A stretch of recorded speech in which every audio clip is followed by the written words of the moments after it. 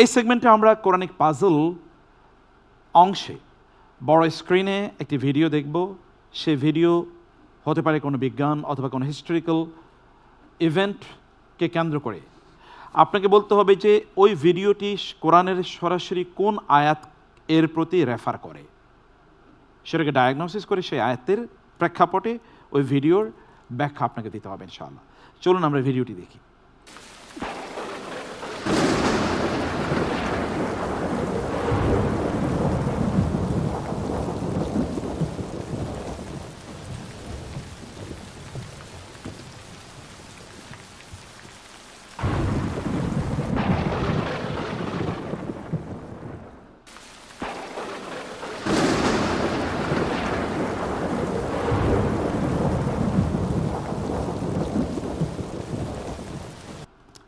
আপনি কি দেখলেন?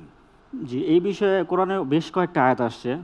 বেসিক্যালি হচ্ছে সূরা বাকারার একটা আয়াত আসছে যে ওয়ানজালা মিনাস সামাই মাআন ফাআহইয়া বিহিল আরদা বা'দা মাউতিহা, যে আল্লাহ আকাশ থেকে বৃষ্টি বর্ষণ করেন এবং হচ্ছে পৃথিবী মৃত অবস্থায় থাকেন তাকে জীবিত করেন। মানে বৃষ্টিটা আকাশ থেকে আল্লাহ পাক বর্ষণ করেন।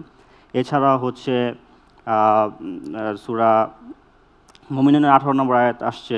এরপরে সূরা জুমারও আয়াত আসছে 21 নম্বর, যে এরকম যে ওয়ানজালা মিনাস সামাই মাআন, হ্যাঁ, আসলাকা, তারপর আল্লাহ আকাশ থেকে বৃষ্টি বর্ষণ করে। আওয়ালাম ইয়ারাল্লাযিনা আওয়ালাম ইয়ার, আপনি কি দেখেন না যে আন্নাল্লাহু আনজালা মিনাস সামাই মাআন, যে আকাশ থেকে আল্লাহ বৃষ্টি বর্ষণ করেন। আসলাকা, অতঃপর সেটা কি করেন ফিল আরদ, মানে জমিনে হচ্ছে ছড়িয়ে দেন এই পানিটা, বিভিন্ন অনেক নহরের মাধ্যমে ছড়িয়ে দেন। এরপরে যে বজ্রের যে বিষয়টা আসছে, এটা হচ্ছে এই বিষয়ে কোরআন আয়াত আসছে যে যখন আল্লাহ কি করেন, যে আল্লাহ প্রথমে আপনি কি দেখেন না যে আল্লাহ মেঘগুলোকে, সূরা আম্বিয়া সম্ভবত, যে মেঘগুলোকে এক জায়গায় নিয়ে আসেন এবং হ্যাঁ, যে মেঘগুলোকে নিয়ে আসেন, তারপর এর দ্বারা আবার আল্লাহ যাকে ইচ্ছা কি করেন, মানে এটা বজ্রধ্বনি বা এটা দিয়ে কখনো কখনো আঘাত করেন যাকে ইচ্ছা এই মেঘ ধারা, আবার যার কাছ থেকে ইচ্ছা এটা অপসারণ করেন। এরকম ফাতারাল ওয়াদাকা ইয়াখরুজু মিন খিলালিহি, সূরাতুন নূরে আল্লাহ তাআলা বলেছেন আলাম তারা আন্নাল্লাহ ইউজি সাহাবান, আপনি কি দেখেন না আল্লাহ তাআলা কিভাবে হাইড্রোলজি এর মাধ্যমে এই তুষারপাতকে অথবা ইভাপোরেশনের মাধ্যমে সমুদ্রের পানিকে কিভাবে তিনি তুলে নেন আকাশে ছোট ছোট বিন্দু আকারে, তারপরে এগুলো একত্রিত হয়, স্ট্যাকিং হয়, জয়েন্ট টুগেদার হয়। সূরা 86 নম্বর সূরা তারিকও আসছে যে ওয়াসসামা ইযাতির রজি, যে যেটা হচ্ছে পূর্ণ বৃষ্টি, বারবার বৃষ্টি বর্ষণ করে, বারবার হচ্ছে বাষ্পীভূত হয়ে আকাশে যাচ্ছে, আবার আকাশ থেকে মেঘের আকার ধারণ করছে, আবার মেঘগুলোকে আল্লাহ বাতাসের মাধ্যমে এক জায়গায় নিয়ে যাচ্ছে, আবার এখান থেকে আবার আল্লাহ বৃষ্টি বর্ষণ করছেন, আবার সেখানে মধ্যখানে মেঘের মধ্যে একটা সংঘর্ষ তৈরি করছেন, আবার এখান থেকে হচ্ছে কাউকে এই বজ্রধারা আঘাত করতেছেন। এই সবগুলোই মোটামুটি কোরআনের বিভিন্ন আয়াতে আসছে এই বিষয়গুলো। Rightly answered. সূরাতুন নূরে আরও ব্যাপকভাবে একেবারে প্রিসাইজলি এই ঘটনাটিকে কেন্দ্র করেই সূরাতুন নূরের সেই আয়াতটিকে আমরা নিয়ে আসতে পারি। আপনি অনেকগুলো আয়াতের রেফারেন্স দিয়েছেন, আমরা পরবর্তী সেগমেন্টে যেতে চাই ইনশাআল্লাহ। এই সেগমেন্টটি হচ্ছে অ্যাপ্লাইড কোরআন, অর্থাৎ কোরআনকে আমাদের অ্যাপ্লিকেশনে নিয়ে আসা। এখানে অনেকগুলো ইথিক্যাল প্যারাডক্স আমরা আপনার সামনে উপস্থাপন করব। সেই দৃশ্যপটের আলোকে কোরআনের কোন আয়াতটি বেস্ট ফিট করে এবং এই সমস্যার সমাধানে কোরআনের সেই আয়াতটি আমরা অ্যাপ্লাই করতে পারি নিজের জীবনে, এবং আপনার জন্য এটি প্রয়োজন। চলুন আমরা দৃশ্যপটগুলো দেখি। আপনার ব্যবসায়িক প্রতিদ্বন্দ্বী বিপদে পড়েছে, তাকে সাহায্য করলে আপনার ব্যবসায় ক্ষতি হতে পারে। কোরআন আসলে আপনাকে কি শেখায় এ ব্যাপারে? তো যেহেতু কোরআনে আসছে যে মুমিনরা একে অপরের ভাই, হ্যাঁ, যেহেতু আল্লাহ একটা ভাইয়ের সম্পর্ক করে দিয়েছেন, তো সেই হিসেবে নিজের ব্যবসার প্রতিদ্বন্দ্বী না ভেবে নিজের নিজের ভাই, দিনী ভাই, নিজের ভালো কাছের কেউ ভাবা, যে আমারই পাশের আমারই দিনী ভাই, সে ভালো করলে আমার জন্যই ভালো, দিনের জন্যই ভালো, সে যদি ভালো করে সে দিনের কল্যাণে কাজ করবে। এছাড়া কোরআনে যে আয়াত আসছে যে কুনতুম খায়রু উম্মাতিন, কুনতুম খায়রুল উম্মাত, যে তোমরা হচ্ছে সবচেয়ে সর্বোত্তম উম্মাত, ইয়ামুরুনা বিল মা'রুফি ওয়া ইয়ানহাউনা আনিল মুনকার, সৎ কাজে আদেশ দাও, অসৎ কাজে নিষেধ করো। অলতাকুম মিনকুম উম্মাতুই ইয়াদউনা ইলাল খায়র, যে তারা খয়ের কল্যাণের দিকে ডাকে, তোমাদের মধ্যে একটা উম্মত থাকুক। যেটা আমরা পরস্পর দিনী ভাই, সেহেতু আমরা কেন প্রতিদ্বন্দ্বী ভাববো? আমি ভাববো যে সে আমারই দিনী ভাই, সে ভালো করলে দিনেরই কল্যাণ হবে। জাযাকুমুল্লাহ খায়ের। পরবর্তী সেগমেন্টের দিকে আমরা যেতে চাই। 32nd উইজডমে আমরা কোরআন আয়াত আপনার সামনে প্রেজেন্ট করব। শিক্ষা আপনি বর্তমান সামাজিক প্রেক্ষাপটে কি হতে পারে সেটি উল্লেখ করবেন। প্রশ্ন, সূরা আল ইসরাতে আল্লাহ তাআলা বলেছেন ওয়ালা তুবাযযির তাবযীরা ইন্নাল মুবাযযিরিনা কানু ইখওয়ানাশ শায়াতিন। তোমরা অতি অপচয় করো না, যারা অতি অপচয় করে তারা শয়তানের ভাই। সামাজিক প্রেক্ষাপট লেসন কি হতে পারে?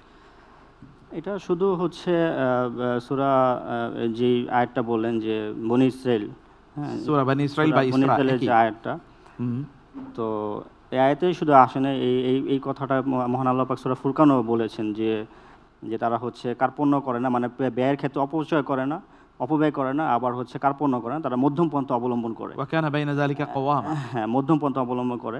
আমাদের ব্যক্তি জীবনে নয়, আমাদের পারিবারিক জীবনে, আমাদের সামাজিক জীবনে, আমাদের রাষ্ট্রীয় জীবনে, যে কোনো ক্ষেত্রে অপচয়টা আমাদের বিশাল ক্ষতি নিয়ে আসে। যেমন অনেক সময় আমরা দেখি যে আমরা বিদ্যুৎ প্রচুর অপচয় করতেছি বাসা বাড়িতে। অনেক সময় দেখা গেছে যে যত্রতত্র গ্যাস পানি এগুলো খুব অপচয় হয়। করব অনেক ধন্যবাদ। আমরা পরবর্তী সেগমেন্টের দিকে যেতে চাই। নেক্সট সেগমেন্ট, এই সেগমেন্ট হলো দ্য ওয়াহি ইম্প্যাক্ট। মানে যদি এমন হতো তাহলে আপনি কি করতেন, কোরআন আপনাকে কি করতে বলছে।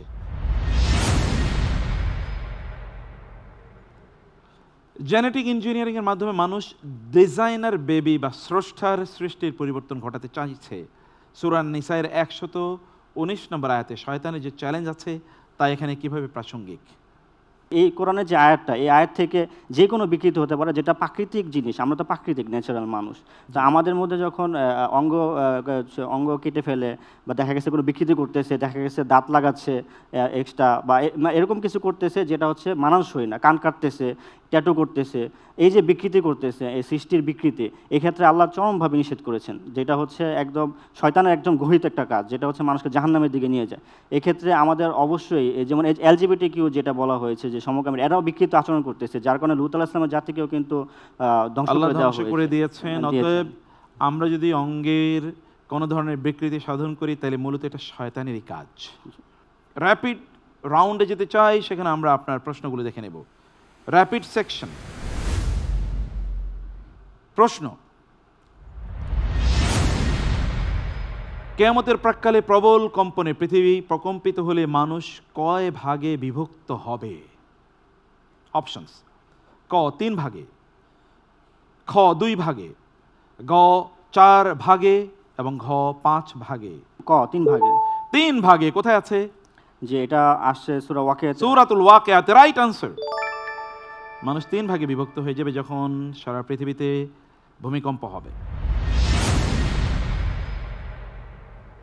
কোরআনের বর্ণনা মতে কোরআনকে আল্লাহ তাআলা সকলের জন্য অত্যন্ত সহজ করেছেন মূলত কোন উদ্দেশ্যে? অপশনস: ক তেলাওয়াত করতে, খ বুঝতে ও উপদেশ নিতে, গ মুখস্থ করতে, ঘ উপরের সবগুলো। যে সকলের জন্য অত্যন্ত সহজ করেছেন মূল উদ্দেশ্য যেটা সেটা হচ্ছে বুঝতে এবং উপদেশ নিতে। বুঝতে এবং উপদেশ গ্রহণ করতে is the right answer. Next question, সাবার রানী বিলকিস তার রাজ পরিষদকে রাষ্ট্র পরিচালকদের মধ্যকার স্বৈরাচারদের স্বভাব সম্পর্কে কি সতর্ক বার্তা দিয়েছিলেন? অপশনস: স্বৈরাচার রাজারা খুব নিষ্ঠুর ও নির্মম হয়।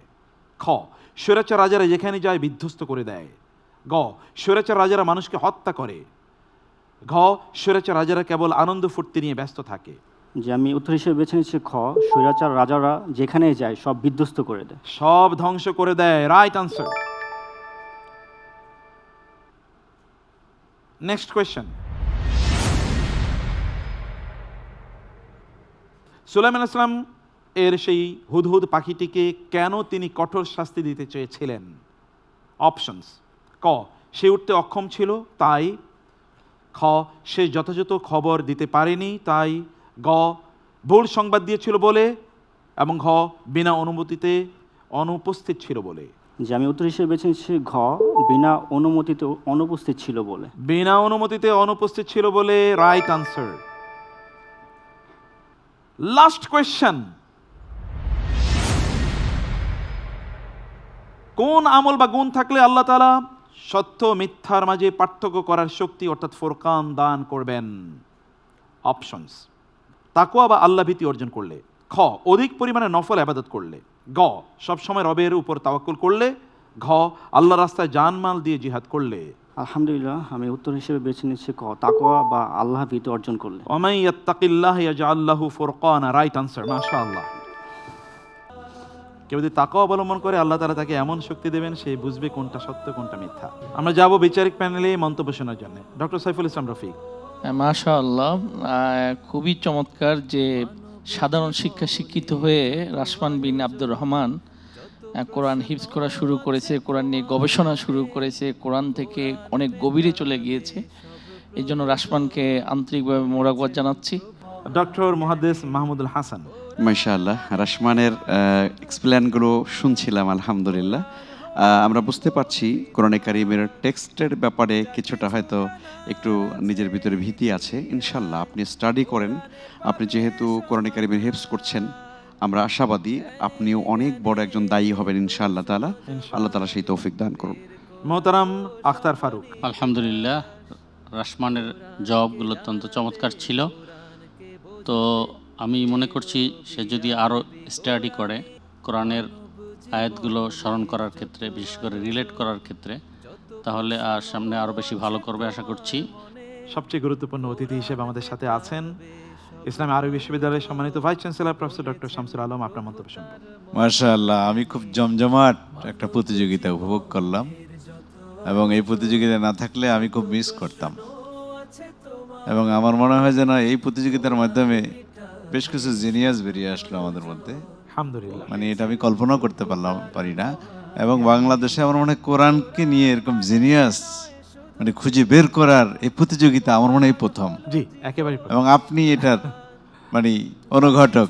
আলহামদুলিল্লাহ, অনেক ধন্যবাদ Rasman. It was beautiful today. May Allah bless you. আল্লাহ তাআলা আপনাকে অনেক বারাকাত।